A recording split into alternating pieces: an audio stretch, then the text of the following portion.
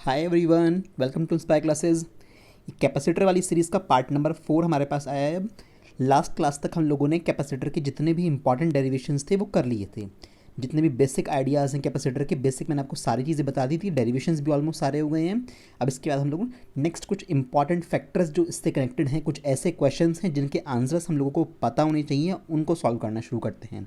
अभी सीरीज़ और parallel combination नहीं आया है कैपेसिटर का। जब वो पढ़ा दूंगा तब उसके बाद जाके सर्किट को सॉल्व करने वाली प्रॉब्लम्स भी कराऊंगा इस चैप्टर के अंदर। तो फिलहाल कुछ बेसिक क्वेश्चंस जो इंपॉर्टेंट होते हैं उनके आंसर्स जान लेते हैं। तो हमारा पहला क्वेश्चन आज का जो है, जो 2014 में पूछा गया था, ग्राफ के ऊपर एक बेस्ड क्वेश्चन है। यहाँ पे चार्ज और पोटेंशियल के बीच में ग्राफ दे रखा है, दो डिफरेंट हमारे पास कैपेसिटर्स के लिए। The given graph shows the variation of charge Q versus potential difference V for two capacitors C1 and C2। ठीक है, एक C1 के लिए है, एक C2 के लिए, हमें पता नहीं है कौन सा है। Both the capacitors have same plate separation. दोनों कैपेसिटर का जो प्लेट सेपरेशन है, यानी जो स्मॉल d की वैल्यू है, वो दोनों के लिए सेम है। But the plate area of C2 is greater than C1। But C2 वाले कैपेसिटर का प्लेट एरिया C1 से ज़्यादा है। ठीक है, विच लाइन A और B corresponds to C1 and Y। इनमें से कौन सी लाइन C1 को रिप्रेजेंट करती है और क्यों। अब सबसे पहली बात तो ये आती है कि हमें ये पता होना चाहिए कि ये ग्राफ इंटरप्रेट क्या करता है, कि अगर Q और V के बीच में ग्राफ बना दिया जाए तो वो क्या इंटरप्रेट करता है। सिंपल सा लॉजिक क्या करेंगे इस चीज़ के रिप्रेजेंट करने के लिए, अपने दिमाग में सोचो कि अगर मैं Q को C से V से डिवाइड कर दूँ, यानी कि अगर इस Q को V से डिवाइड कर दिया जाए तो Q अपॉन V किस चीज़ की वैल्यू होती है, Q अपॉन V हमारे पास C की वैल्यू होती है, कैपेसिटेंस की वैल्यू होती है। यानी इस ग्राफ की स्लोप से हम लोग को कैपेसिटेंस मिलेगा। तो जिस पर्टिकुलर लाइन की स्लोप ज़्यादा होगी उसका कैपेसिटेंस ज़्यादा होगा, जिसकी स्लोप कम होगी उसका कैपेसिटेंस कम होगा। ठीक है, तो यहाँ पे QV ग्राफ की स्लोप कैसे निकालते हैं, इसको इससे डिवाइड करके चेक कर लेते हैं। तो यहाँ पे यही लिखेंगे हम लोग सबसे पहले कि जो हमारे पास स्लोप है, स्लोप ऑफ QV ग्राफ, इससे क्या मिलेगा, इससे हम लोगों को कैपेसिटेंस मिलेगी। इतनी बात आपको पता होनी चाहिए। अब स्लोप किसकी ज़्यादा है, स्लोप आपको साफ साफ नज़र आ रही है यहाँ पे, A वाले की स्लोप ज़्यादा है। स्लोप A वाले की ज़्यादा है किससे, B वाले से।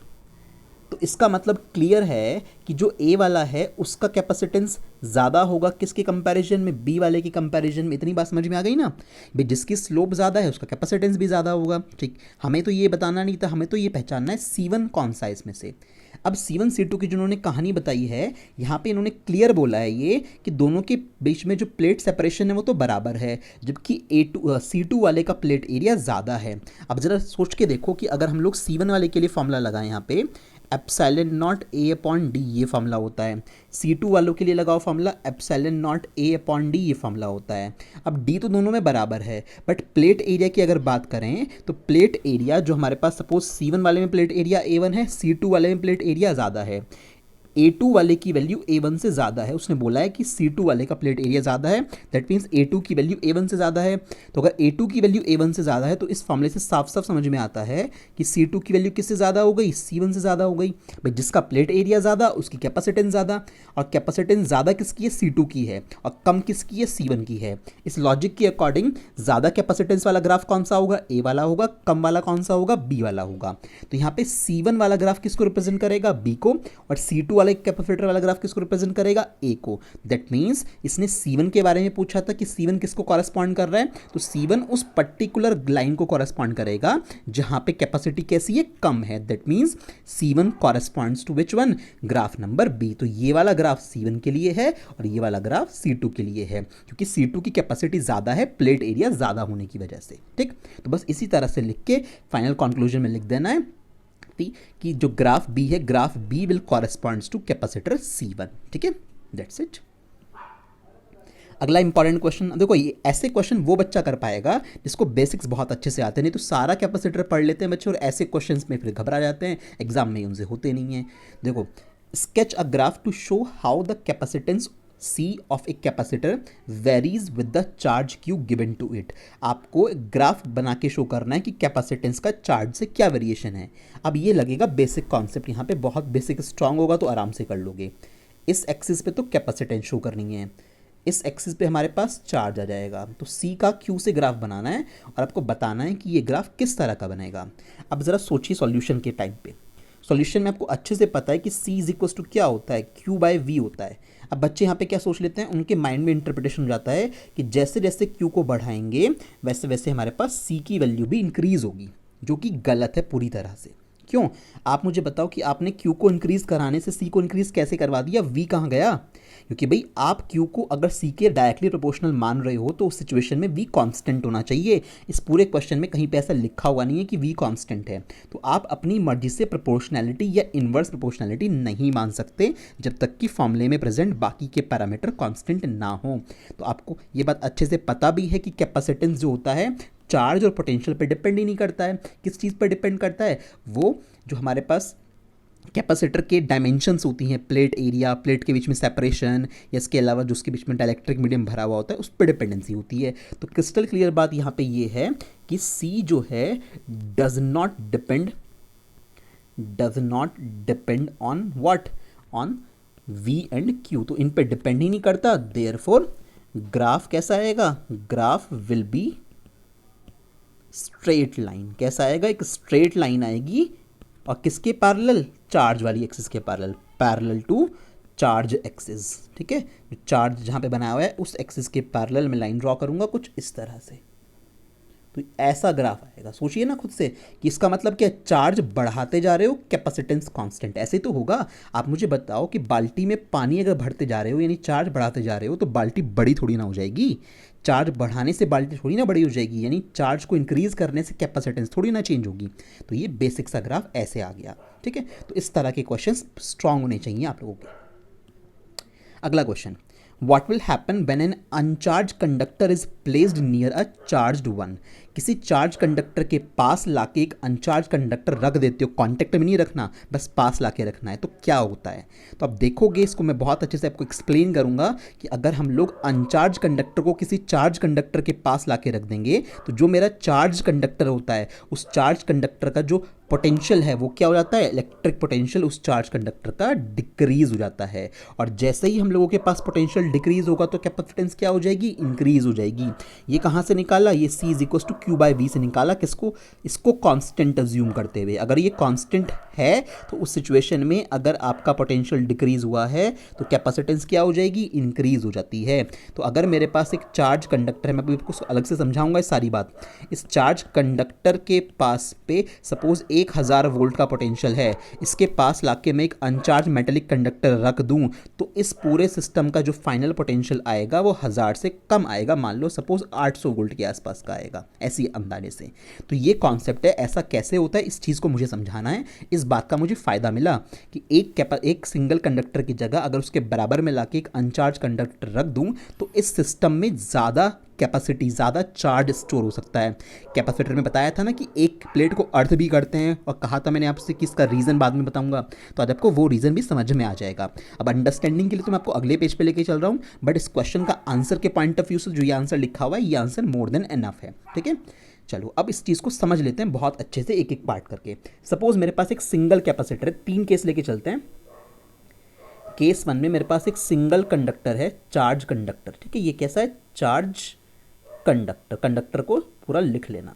ठीक है, एक चार्ज कंडक्टर है, इसको मैंने Q अमाउंट का चार्ज दिया जो उसकी सरफेस पे डिस्ट्रीब्यूट हो गया। आइसोलेटेड कंडक्टर अकेला रखा हुआ है तो उसकी कैपेसिटेंस क्या होती है, आप लोगों ने प्रूफ पढ़ा हुआ है, C is equal to 4 pi epsilon naught R, ये होती है।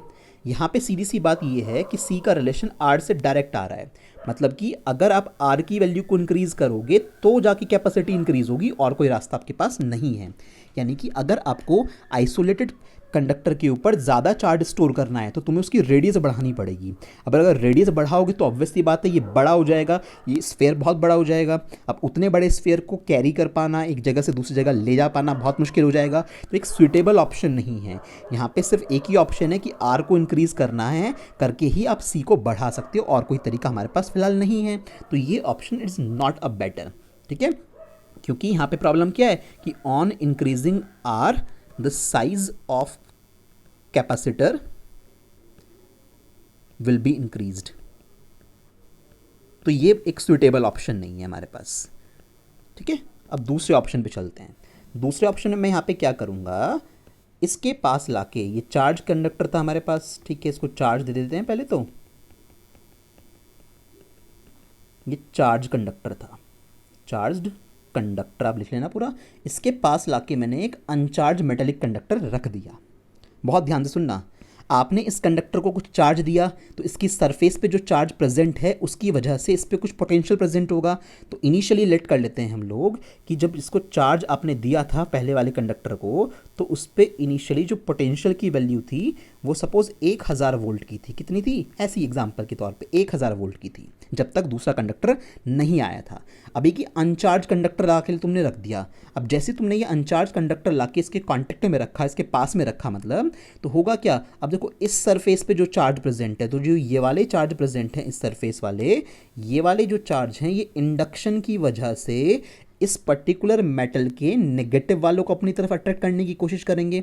तो होगा ये कि इस पर्टिकुलर अनचार्ज के अंदर भी चार्ज, टोटल चार्ज तो जीरो है ना इसके अंदर, जितना प्लस उतना माइनस, तो होगा क्या? इंडक्शन की वजह से नेगेटिव वाला चार्ज यहाँ पे खिसक के आ जाएगा और पॉजिटिव वाला चार्ज ऐसे दूर की तरफ चला जाएगा। तो यहाँ पे चार्जेस क्या हो गए? इंड्यूस्ड हो गए।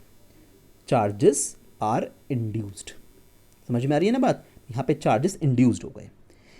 क्या ये जो चार्ज इंड्यूस करा है ये चार्ज इस सारे चार्ज के बराबर होगा? तो आंसर है नहीं भाई। ये वाला फेस तो अलग साइड पे है ना, तो लेफ्ट वाली साइड पे है। तो जो मैंने इसे रिंग में से गोल गोल सा बनाया है, इतने चार्ज की वजह से लगभग आपका यहाँ पे चार्ज इंड्यूस होगा। थोड़ा सा यहाँ पे, जितना यहाँ पे नेगेटिव होगा उतना ही यहाँ पे पॉजिटिव होगा। अब यहाँ पे जो बात एक और आती है वो है डिस्टेंस का पंगा। डिस्टेंस का पंगा कैसे है? यहाँ से जो ये फ्रंट वाली सरफेस है इसकी डिस्टेंस सपोज r1 है, और जहाँ पे पॉजिटिव चार्ज इंड्यूस हुआ है वहाँ तक की जो डिस्टेंस है सपोज r2 है।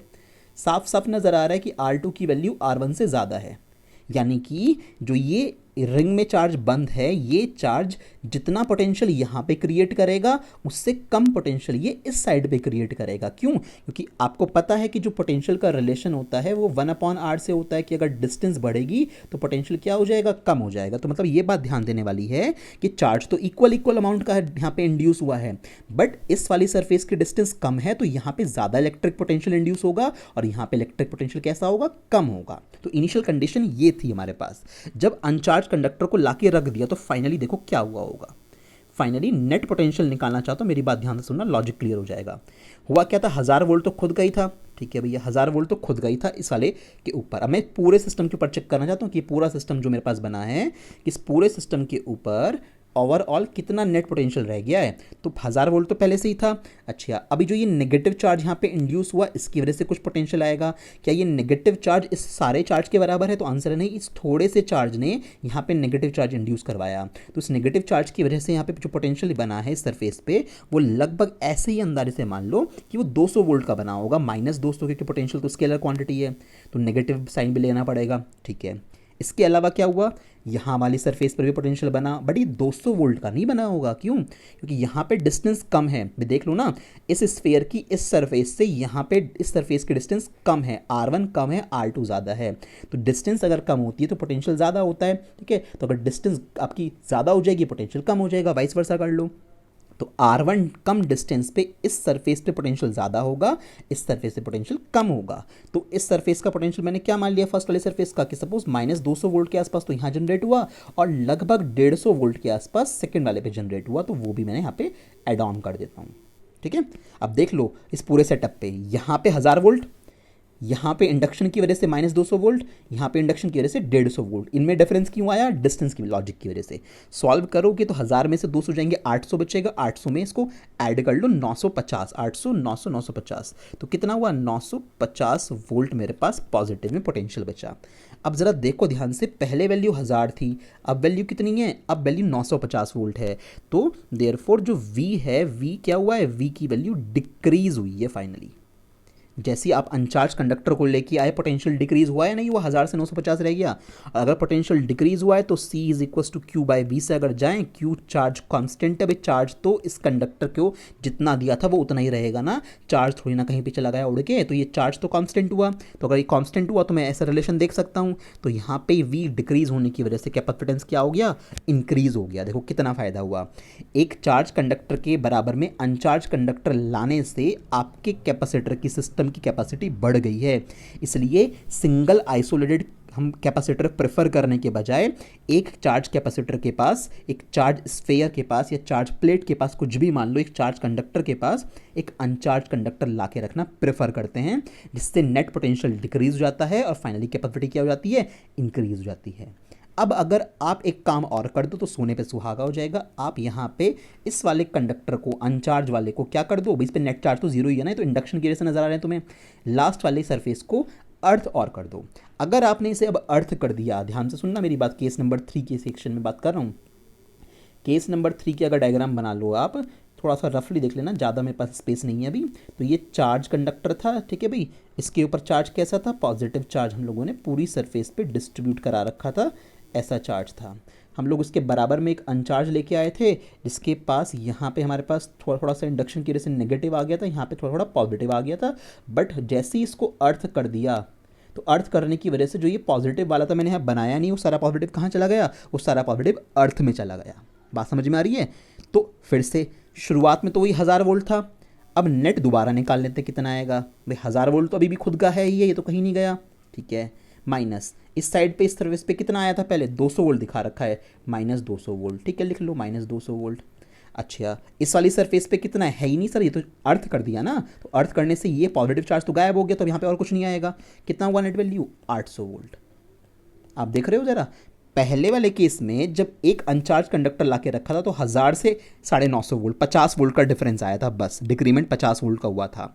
अब की बार 1000 से डिक्रीमेंट कितना हो गया डायरेक्टली, 800 वोल्ट, यानी आपके पास 200 वोल्ट का डिक्रीमेंट हुआ है पूरा। देख रहे हो आप कि कहाँ पे नेट पोटेंशियल ज़्यादा डिक्रीज हुआ है, इस सिस्टम में ज़्यादा डिक्रीज हुआ है। यानी अगर एक चार्ज कंडक्टर के पास लाके एक अनचार्ज कंडक्टर को रख दो और उसमें से अनचार्ज वाले की एक सरफेस को आप ऐसे अर्थ कर दो, तो इसकी वजह से जो यहाँ पे नेगेटिव चार्ज इंड्यूस होगा वो तो है ही है, जो पीछे पॉजिटिव चार्ज इंड्यूस होगा वो अर्थ में चला जाएगा। तो ओवरऑल सिस्टम का नेट पोटेंशियल काफ़ी ज़्यादा डिक्रीज हो जाएगा, 800 वोल्ट बचा, और फाइनली कैपेसिटी क्या हो जाएगी, इसी फॉर्मूले से अगर बात करें तो काफ़ी ज़्यादा इंक्रीज हो जाएगी।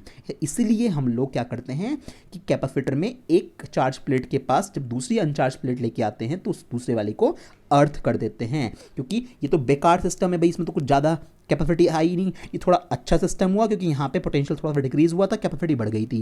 यहाँ पोटेंशियल बहुत डिक्रीज हुआ, सीधा 1000 से 800 वोल्ट रह गया, क्योंकि ये वाली सरफेस गायब हो गई, तो इसलिए यहाँ पे कैपेसिटी और ज़्यादा इंक्रीज हो गई है। तो this is the best option. Hope कि आपको बेसिक आइडिया कैपेसिटर का समझ में आया होगा, ठीक है। बुक्स में नहीं मिलेगा ये कहानी जो आपको समझाई है, अंडरस्टैंड कर लेना, कहीं पे डाउट हो रिपीट करके फिर से दोबारा देख लेना, ठीक है। चलो नेक्स्ट इंपॉर्टेंट क्वेश्चन कि बात ये आती है कि किसी कैपेसिटर में चार्ज स्टोर होता है, हमें समझ में आ गया कि हाँ चार्ज स्टोरिंग डिवाइस होती है कैपेसिटर, तो क्या अपनी मर्जी से जितना चाहे उतना चार्ज स्टोर कर सकते हो? तो भैया ऑब्वियस सी बात है, ऐसा नहीं हो सकता। चार्ज मतलब पानी, मैंने आपको बाल्टी से कोरिलेट करवाना सिखाया था ना, कैपेसिटर मतलब हमारी बकेट है, चार्ज मतलब उसके अंदर पानी है, उस पानी का जो वाटर लेवल है, जो लेवल है वो क्या है, पोटेंशियल है हमारे पास, पोटेंशियल डिफरेंस प्लेट्स के बीच में। तो आप मुझे बताओ एक बाल्टी में जितना चाहे उतना पानी भर सकते हो क्या? तो आपका क्लियर आंसर आएगा सर नहीं भर सकते। कितना भर सकते हैं? जितनी बाल्टी की कैपेसिटी है, उससे ऊपर भरने की कोशिश करोगे तो क्या होगा, पानी लीक हो जाएगा, पानी बाहर गिरने लगेगा। बिल्कुल ऐसा ही चार्ज के साथ होता है कि जब एक कैपेसिटर को उसकी कैपेसिटेंस से ज़्यादा चार्ज दिया जाता है तो एक्स्ट्रा अमाउंट का चार्ज बाहर के एनवायरनमेंट में लीक होने लगता है, कैपेसिटर में स्पार्किंग होती है और कैपेसिटर फाइनली ख़राब हो जाता है। तो ये प्रोसेस होता है, इसको समझ लो, इंटरनल लॉजिक क्या है, यहाँ पे खेल क्या चल रहा है।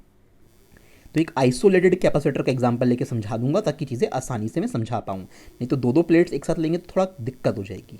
तो इससे समझ लो, आपको अंडरस्टैंडिंग ये डेवलप करानी है कि आपने एक वायर के थ्रू इसको चार्ज दे दिया और ये जो चार्ज था इसकी सरफेस पे प्रॉपरली डिस्ट्रीब्यूट हो गया। तो ये था एक चार्ज्ड कंडक्टर, ठीक है, कोई दिक्कत नहीं है, इसकी कुछ ना कुछ कैपेसिटी होती है।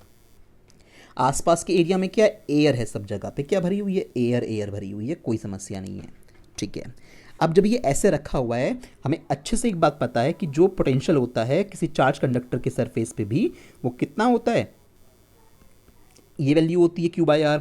इलेक्ट्रिक फील्ड कितना होता है, 1/4 पाई एप्सिलॉन नॉट Q/R², ठीक है। R रेडियस है इसकी, ध्यान रखना, ठीक है, R रेडियस है।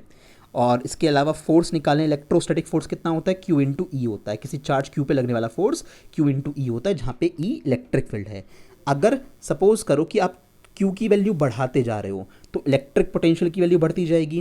क्यू की वैल्यू बढ़ाते जा रहे हो तो इलेक्ट्रिक फील्ड की वैल्यू बढ़ती जाएगी, इलेक्ट्रिक फील्ड की वैल्यू बढ़ती जा रही है तो आपके पास फोर्स की, इलेक्ट्रोस्टैटिक फोर्स जो लगने वाला है वो बढ़ता जाएगा। यानी जैसे जैसे चार्ज बढ़ाते जाते हैं वैसे वैसे इलेक्ट्रोस्टैटिक फोर्स बढ़ता जाता है। अब हुआ क्या, स्टार्टिंग में इसके पास जीरो चार्ज था। कितना चार्ज था कैपेसिटर पे? जीरो, खाली बैठा हुआ था, कोई समस्या नहीं है। आप चार्ज बढ़ाते जा रहे हो, बढ़ाते जा रहे हो। आपने क्या करा, ऐसी एग्जांपल के तौर पे आपने 500 चार्ज दिया है ना, आपने उसके बाद 1000 चार्ज दिया, ठीक है। अब जैसे ही आपने 500 1000 चार्ज दिया, ये सारा चार्ज इसके सरफेस पे डिस्ट्रीब्यूट होता गया, कोई दिक्कत नहीं थी। उससे इलेक्ट्रिक फील्ड की वैल्यू स्ट्रांग होती गई, बट वो इलेक्ट्रिक फील्ड इतना पावरफुल नहीं है कि उसकी वजह से जो फोर्स जनरेट हो वो एयर के जो मॉलिक्यूल्स यहाँ बैठे हुए होंगे उन एयर के मॉलिक्यूल्स के इलेक्ट्रॉन को खींच ले। भाई आसपास एयर के अंदर भी तो एयर के मॉलिक्यूल्स होंगे। मान लो मैं एक एयर का मॉलिक्यूल ऐसे बनाता हूँ, ये न्यूक्लियस है, ये इसकी ऑर्बिट में क्या है, ये इलेक्ट्रॉन है ना, इस तरह से इलेक्ट्रॉन रिवॉल्व कर रहे हैं। ये एयर मॉलिक्यूल है मैंने जो बनाए हैं, this is what, this is air molecule.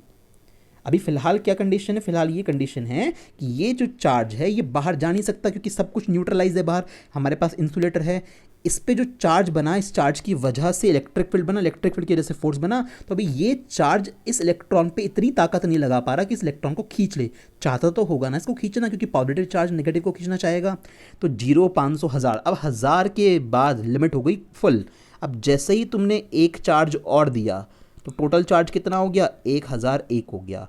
अब जैसे ही चार्ज बढ़ा, इलेक्ट्रिक फील्ड बढ़ा, इलेक्ट्रिक फील्ड बढ़ा तो फोर्स बढ़ा। अब वो फोर्स इतना हो गया कि उस फोर्स ने इस एयर के मॉलिक्यूल के इलेक्ट्रॉन को खींच लिया अपनी तरफ। तो ये यहाँ से जो एक इलेक्ट्रॉन था वो कहाँ पे कूद के आ गया, वो इलेक्ट्रॉन ट्रांसफ़र होके हमारे पास, जस्ट अ मिनट, तो वो इलेक्ट्रॉन हमारे पास ट्रांसफर होकर कहाँ पे आ गया, वो इलेक्ट्रॉन ट्रांसफर होने के बाद हमारे पास हमारे चार्ज कंडक्टर के पास आ गया, ठीक है ना। तो इस तरह की हमारे पास सिचुएशन होती है। हाँ, तो यहाँ पे ये एक इलेक्ट्रॉन तो इसने एयर के मॉलिक्यूल का यहाँ पे एक्वायर कर लिया। तो देखो सोचो, यहाँ पे हम लोगों के पास जैसे ही चार्ज 1001 हुआ तो इतना इलेक्ट्रोस्टैटिक फोर्स लगा कि उसने इस एयर के मॉलिक्यूल से इस इलेक्ट्रॉन को अपने पास खींच लिया। तो जिसकी वजह से क्या होगा, अब जब इलेक्ट्रॉन यहाँ पे आ जाएगा तो एयर का मॉलिक्यूल फाइनली पॉजिटिवली चार्ज हो जाएगा ना। अच्छा, ऐसे ही एक और मॉलिक्यूल बना लो, सपोज करो कि हमारे पास ऐसे ही एक और एयर का मॉलिक्यूल है जिसमें इस तरह से इलेक्ट्रॉन बैठे हुए हैं।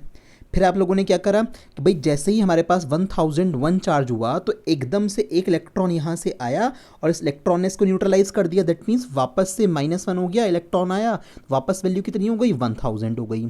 आपने थोड़ा सा चार्ज और देने की कोशिश करी, आपने एक चार्ज और दिया। जैसे ही एक चार्ज आपने दिया तो वापस वैल्यू कितनी हो गई, 1001।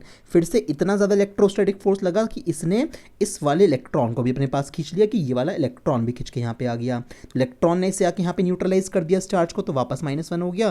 कितनी वैल्यू आई, 1000 आई। और ये कैसा हो गया मॉलिक्यूल, पॉजिटिवली चार्ज हो गया।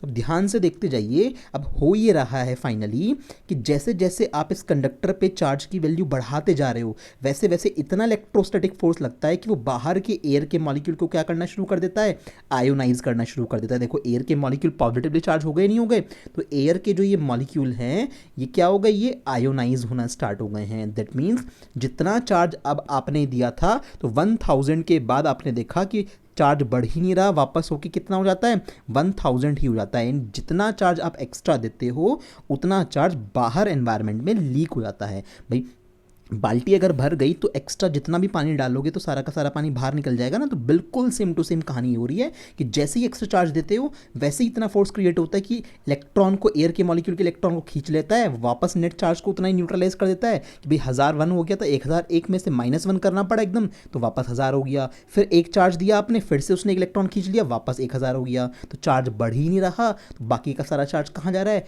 एनवायरनमेंट में लीक हो रहा है। इस वजह से ये एयर के मॉलिक्यूल क्या हो गए हैं, आयोनाइज हो गए हैं। अब इस कहानी थ्योरी में जरा देख लो पूरी की पूरी। When we give charge to a conductor, initially the charge increases because the medium outside the conductor is air. It does not allow the charge to flow outside. तो शुरुआत पे जब चार्ज देते गए कोई दिक्कत नहीं थी कि चार्ज इसके ऊपर डिस्ट्रीब्यूट होता गया और ये चार्ज बाहर नहीं जा पाया क्योंकि बाहर एयर के मॉलिक्यूल प्रेजेंट थे जो कि आयोनाइज नहीं हुए थे। ठीक है, फिर क्या हुआ, but when we go on increasing the charge its potential and electric field around it also goes on increasing. भाई जैसे जैसे अब चार्ज बढ़ाते जाओगे वैसे वैसे पोटेंशियल और इलेक्ट्रिक फील्ड इंक्रीज होता जाएगा। इलेक्ट्रिक फील्ड इंक्रीज होगा तो वो इलेक्ट्रोस्टैटिक फोर्स भी ज़्यादा क्रिएट करेगा एयर के मॉलिक्यूल्स पे। Okay, a limit comes when the insulation of the air breaks down, एक ऐसी लिमिट आएगी कि एयर का इंसुलेशन ब्रेक डाउन हो जाएगा, after that the atoms of the air becomes ionize. तो यही तो हो रहा है कि इतना फोर्स क्रिएट हुआ कि इलेक्ट्रॉन्स एयर के इसने यहाँ पे खींच लिए और एयर के मॉलिक्यूल्स कैसे हो गए, पॉजिटिवली आयन बन गए, वो आयोनाइज्ड हो गए।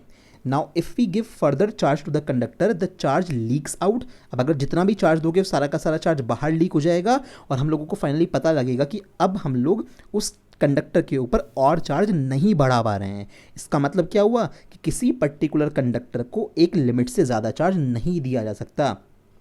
एक लिमिट के बाद क्या प्रॉब्लम होती है कि भैया जितना चार्ज आप एक्स्ट्रा फिर देते हो तो सारा का सारा चार्ज आसपास के एनवायरनमेंट में लीक होना शुरू हो जाएगा और उसकी वजह से आसपास का एनवायरनमेंट जो है वो आयोनाइज होना शुरू हो जाएगा, स्पार्किंग प्रोड्यूस होगी और फाइनली कैपेसिटर खराब हो जाएगा। ठीक है, तो इस तरह की पूरी कहानी है, ये पूरा बेसिक लॉजिक है और ये उसकी पूरी थियोरेटिकल डेटा मैंने आपको लिखा दिया। अब आपको समझ में आ जाना चाहिए कि हाँ कि किसी कैपेसिटर को लिमिट से ज़्यादा चार्ज नहीं दे सकते हैं। ठीक है, फिर अगला एक क्वेश्चन 2009 में पूछा गया था, show that in a parallel plate capacitor if the medium between the plates of the capacitor is filled with an insulating substance of dielectric constant K, its capacitance increases. जब किसी कैपेसिटर की plates के बीच में, अगर मेरे पास ये capacitor है, इसकी प्लेट्स इस तरह से हैं कि ये पॉजिटिवली चार्ज प्लेट है मेरे पास, ठीक है, और ये नेगेटिवली चार्ज प्लेट है मेरे पास, अगर इस प्लेट के बीच में मैं कोई डायलेक्ट्रिक सब्सटेंस फिल कर देता हूँ जिसकी डायलेक्ट्रिक कांस्टेंट के है, तो कैपेसिटेंस जो नहीं आती है सी डैश वो के टाइम्स हो जाती है पहले से, यानी कैपेसिटेंस इंक्रीज हो जाती है। तो ऐसा क्यों होता है, इस लॉजिक को समझाना है आपको।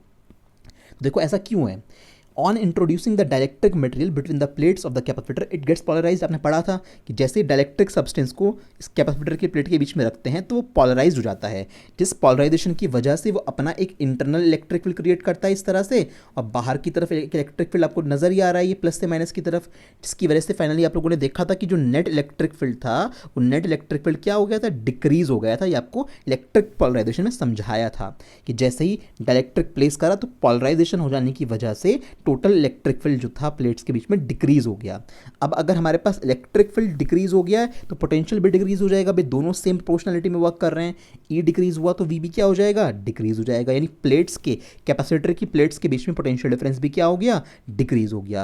और अगर पोटेंशियल डिफरेंस डिक्रीज हो गया है तो उसकी वजह से चार्ज क्या हो जाएगा, इंक्रीज, सॉरी कैपेसिटेंस क्या हो जाएगा, इंक्रीज हो जाएगा, क्योंकि चार्ज कितना है, चार्ज तो फिक्स है ना, कैपेसिटर को आपने जितना चार्ज दे दिया, जितनी बाल्टी में पानी भर दिया तो फिक्स है, तो ये तो कांस्टेंट मान के चल रहा हूँ। तो अगर मेरे पोटेंशियल डिफरेंस डिक्रीज हो रहा है किसी वजह से तो कैपेसिटी क्या हो जाएगी, उसकी इंक्रीज हो जाएगी उस पर्टिकुलर कैपेसिटर की। तो बात ध्यान से यहाँ पे देख लीजिए सिचुएशन को कि यहाँ पे हमारे पास जैसे डायलेक्ट्रिक को रखते हैं तो नेट इलेक्ट्रिक फील्ड डिक्रीज हो जाता है, इस इलेक्ट्रिक फील्ड का डिक्रीज होने की वजह से पोटेंशियल डिक्रीज हो जाता है, और पोटेंशियल डिक्रीज होने की वजह से हमारे पास कैपेसिटेंस क्या हो जाती है, इंक्रीज हो जा रही है। तो इस तरह से फाइनली हमारे पास ये प्रूव होता है कि जब पर्टिकुलर डायलेक्ट्रिक सब्सटेंस को कैपेसिटर की प्लेट के बीच में रख देंगे तो फाइनली कैपेसिटेंस इंक्रीज हो जाएगा उसका। ठीक है ना, चलो अब एक क्वेश्चन है ये, यहाँ पे कैपेसिटर क्या पूछ रहा है, what is the area of the plates of 2 farad parallel plate capacitor. 2 farad capacity का ये पैरेलल प्लेट कैपेसिटर बनाना चाहते हैं, उसकी प्लेट्स का एरिया तुमसे पूछ रहे हैं,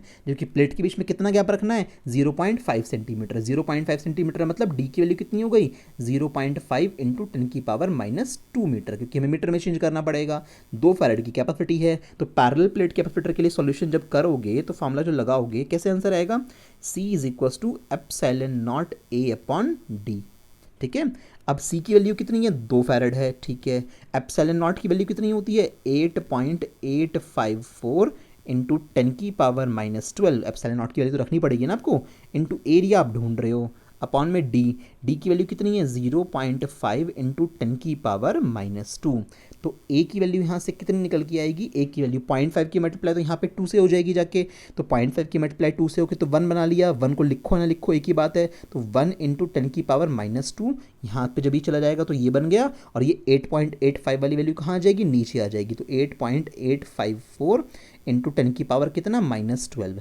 -12 ऊपर जाके +12 होगा, -2 से कैंसिल होगा तो ऊपर कितना बचेगा, यहाँ पे 1/8.854 बचेगा, इंटू 10 की पावर कितनी आएगी, 10 आ जाएगी।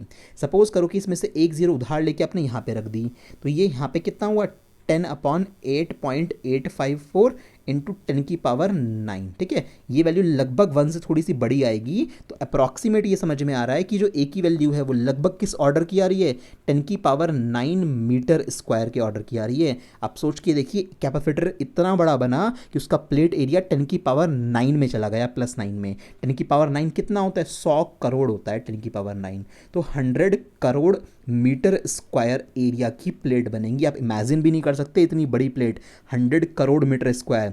100 भाई, एक बाई एक ऐसा होता है ना, 1 मीटर ऐसे 1 मीटर ऐसे, ये 1 मीटर की बात नहीं कर रहे, कह रहे 100 करोड़ मीटर ऐसे, 100 करोड़ मीटर ऐसे। तो इतना बड़ा बड़े हमारे पास प्लेट्स बनेंगी, तब जाके 2 फैरेड कैपेसिटी का कैपेसिटर बनेगा। तो आपको बताया था ना कि फैरेड बहुत बड़ी यूनिट होती है, आप 1 फैरेड का कैपेसिटर नहीं बना सकते। तो इसी तरह से ये बिल्कुल क्लियर यहाँ पे जस्टिफाई करता है क्वेश्चन कि 10⁻⁹ मीटर स्क्वायर में एरिया आ गया। इतनी बड़ी बड़ी प्लेट्स को बना पाना पॉसिबल नहीं है, क्योंकि इतना बड़ा एरिया कहाँ से लाओगे, कहाँ रखोगे उन प्लेट्स को, ठीक है। तो ये इसलिए इंपॉर्टेंट क्वेश्चन है, एनसीईआरटी से ये भी। अगला क्वेश्चन देखो, ये भी एनसीईआरटी से है। यहाँ पे क्या बोला है, a slab of material of dielectric constant K has the same area as the plates of the parallel plate capacitor. यानी कि जो डाइलेक्ट्रिक उन्होंने भरा है उसका प्लेट एरिया कैपेसिटर के प्लेट एरिया जैसा ही है, बट उसकी जो थिकनेस है उस डाइलेक्ट्रिक स्लैब की वो 3/4 है डी की, जहाँ पे डी क्या है, कैपेसिटर की प्लेट के बीच में सेपरेशन। मतलब हुआ कुछ ऐसा है कि ये मेरे पास कैपेसिटर की प्लेट्स हैं इस तरह से, ठीक है। इस पर हम लोगों ने पॉजिटिव चार्ज इस तरह से दिया, और बाद में इस पे कैसा चार्ज है, इस पे नेगेटिव चार्ज आ गया हमारे पास, और यहाँ पे हमने इसको अर्थिंग कर दी। हम लोगों ने जैसे इसके बीच में एक डाइलेक्ट्रिक स्लैब रखा, पार्शली फिल करा है क्योंकि पूरी फुल थिकनेस नहीं है, ये डाइलेक्ट्रिक स्लैब रखा जिसकी थिकनेस के है हमारे पास इस जगह पे। इस टी की वैल्यू, उसकी जो थिकनेस है वो टी कितनी है, वो टी है 3/4 टाइम्स ऑफ डी, जहाँ पे डी क्या है, जहाँ पे डी ये टोटल डिस्टेंस है कैपेसिटर के प्लेट्स के बीच की, ये टोटल डिस्टेंस डी है, उसमें से जो ये ग्रीन कलर वाला सब्सटेंस है कितना है, 3/4 टाइम्स है डी का। तो तुमसे पूछा है क्या, how is the capacitance change when the dielectric when the slab is inserted between the plate. इस स्लैब को रख देने के बाद कैपेसिटेंस पे क्या फर्क पड़ेगा। जब ये नहीं था मान लो, तो उस टाइम में तो एयर प्रेजेंट थी, तो उस टाइम पे इनिशियली क्या था वो आपको लिखना पड़ेगा। तो इनिशियली हमारे पास जो कैपेसिटेंस आया था वो था C is equals to ε0 A/d। जब एयर प्रेजेंट थी कोई दिक्कत नहीं है, एक इक्वेशन बन गई। इनिशियली ये था, जैसे ही आप लोगों ने इसके अंदर डाइलेक्ट्रिक भर दिया, अब डाइलेक्ट्रिक जैसे ही भरा तो उसकी वजह से आपको फॉर्मूला पता है, पार्शियली फिल किया है। नाउ फाइनली अब क्या होगा, नई कैपेसिटेंस क्या आएगी, तो C' is equals to, formula change हो गया, पार्शियल फिल वाले फॉर्मूला क्या है, ε0 A/d - t/t/k, यही फॉर्मूला है ना। इस फॉर्मूले से करना बेस्ट ऑप्शन आपके पास रहेगा हमेशा। तो C' is equals to ε0 A में d - t की क्या वैल्यू है, t की वैल्यू है 3/4 of d, 3/4 of d value दे रखी है, प्लस t की वैल्यू दोबारा रखो 3/4 ऑफ d, टी की वैल्यू रखी, नीचे के चल रहा है, ठीक है। अब होगा क्या कि भैया यहाँ पे ये दोनों सॉल्व हो जाएंगे, डी में से 3/4d जाएगा तो कितना बचेगा, d/4 बचेगा। तो आगे जब इसको तुमने सॉल्व किया तो ये आया ε0 A/d/4 plus 3d/4k, d/4 common लेके ऊपर पहुँचा दो, तो C' is equals to ε0 A से आप लोगों ने d/4 को कॉमन उठा लिया, और यहाँ पे हमारे पास क्या बचेगा, 1 प्लस, ठीक है, d/4 जैसे हम लोगों ने कॉमन लिया तो यहाँ पे बचा 3/k, ठीक है। इसको आगे सॉल्व कर लेते हैं, तो d/4 का 4 ऊपर चला गया तो 4 ε0 A में d बचा, और यहाँ पे हमारे पास क्या आया, k + 3, और 3 के पास जो k था वो भी हमने ऊपर पहुँचा दिया। तो इस तरह की वैल्यू कुछ नज़र आई हम लोगों के पास सॉल्व करने के बाद। तो ऐसी जब वैल्यू बन गई तो C' इज इक्वल टू ये आ गया। अब जरा इसमें से सोचो कि जो ये वाला सेक्शन तुम्हें नज़र आ रहा है, इस सेक्शन को तो तुम किससे रिप्लेस कर दोगे, ये तो तुम्हारी C की वैल्यू हो जाएगी। तो ε0 A/d को C से रिप्लेस कर दो, तो फाइनल वैल्यू क्या आएगी, मैं इसको ऊपर लिख देता हूँ। तो C' जो मेरे पास बनेगा वो हमारे पास क्या आएगा, 4k/k + 3, ठीक है, और साथ में क्या आएगा, C। तो हमारे पास ओवरऑल हुआ ये है कि जो पुरानी कैपेसिटेंस थी उसमें किससे मल्टीप्लाई हो गई, 4k/k + 3 से मल्टीप्लाई हो गई। ये पूरी एक पॉजिटिव वैल्यू है जो कि ऑब्वियस सी बात है 1 से ग्रेटर आनी है। तो यहाँ पे सी बात है कि C' की जो वैल्यू है वो किससे ग्रेटर हो गई, C से ग्रेटर हो गई। That means capacity of this capacitor will increase after insertion the dielectric in this way. तो इस तरह से डाइलेक्ट्रिक रख देने के बाद भी हमारे पास नेट कैपेसिटी इंक्रीज हो जाएगी। एनसीईआरटी से सॉल्यूशन मत करना है इसका, उन्होंने बहुत टिपिकल वे में सॉल्यूशन दिया हुआ है। आप लोग सिंपल ये फॉर्मूला लगाइएगा पार्शियल फिल करने वाला और वैल्यू फिल करिएगा, you will get proper answer. तो ये एनसीईआरटी का क्वेश्चन है, बोर्ड एग्जाम में आया हुआ है एक बार, ठीक है। अब ये क्वेश्चन आप लोगों के होमवर्क के लिए, इसे खुद से करोगे, बड़ा आसान सा क्वेश्चन है। क्या बोला है, a parallel plate capacitor with air between the plates has a capacitance of 8 picofarad. Picofarad में कैपेसिटेंस दी है, पिकोफैरेड को चेंज करने का तरीका भी दे दिया। आपसे पूछना है कि स्टार्टिंग में कैपेसिटर तो इतना है जब एयर भरी हुई है। अच्छा, what will be the capacitance if the distance between the plates is reduced by half. Plates के बीच में डिस्टेंस को हाफ कर दें and the space between them is filled with the substance of dielectric constant 6, और जो उनके बीच में space है उसको डाइलेक्ट्रिक कांस्टेंट 6 से फिल कर दिया। तो इनिशियल केस क्या लगाओगे, C is equal to epsilon naught A upon D, air के केस में, तो ये तो एयर वाला केस हो जाएगा, प्रॉपर्ली करना है इसको। नेक्स्ट केस में हमारे पास मीडियम वाला केस क्या लगाओगे, एप्सिलॉन नॉट के ए, पूरी तरह से क्या करा है, डाइलेक्ट्रिक कांस्टेंट से फिल कर दिया है, तो के ए अपॉन डी, डी की जगह भी डी डैश। ये डी डैश तो कितना हो जाएगा, डिस्टेंस उसने प्लेट्स के बीच की आधी कर दी है, तो उसको डी/2 लिखोगे, के की जगह क्या आएगा, के की जगह 6 आ जाएगा, और बाकी सारी चीज़ें आप लोग अपने आप यहाँ से रिप्लेस कर लेना, तो आपको सारी वैल्यू आराम से मिल जाएगी। तो आप आराम से कैपेसिटेंस निकालोगे, सी डैश की वैल्यू किसके टर्म्स में आएगी, in terms of this value will be in terms of C, ठीक है। तो सी डैश की वैल्यू सी के टर्म्स में हमारे पास आ जाएगी, आराम से आंसर निकाल लेना इसको। तो यहाँ तक की कहानी हमारे पास कवर अप हुई। कैपेसिटर का हम लोगों ने बेसिक थोड़ा सा और आगे बढ़ाया, कुछ ऐसे क्वेश्चंस करे जो थोड़े अनसुलझे हुए रहते हैं कि भाई एक कंडक्टर के पास दूसरी कंडक्टर ला के रखने से क्या हो जाएगा, है ना, क्यों अर्थिंग करते हैं दूसरी वाली प्लेट को, वो भी समझ में आ गया। इसके अलावा एक कैपेसिटर को जितना मर्जी चाहे उतना चार्ज दे सकते हैं क्या, वो क्लियर हो गया। और इस तरह के कुछ बेसिक से क्वेश्चन हम लोगों ने आज कवर अप कर लिए हैं, ठीक है। नेक्स्ट क्लास में हम लोग आगे की बातें करेंगे।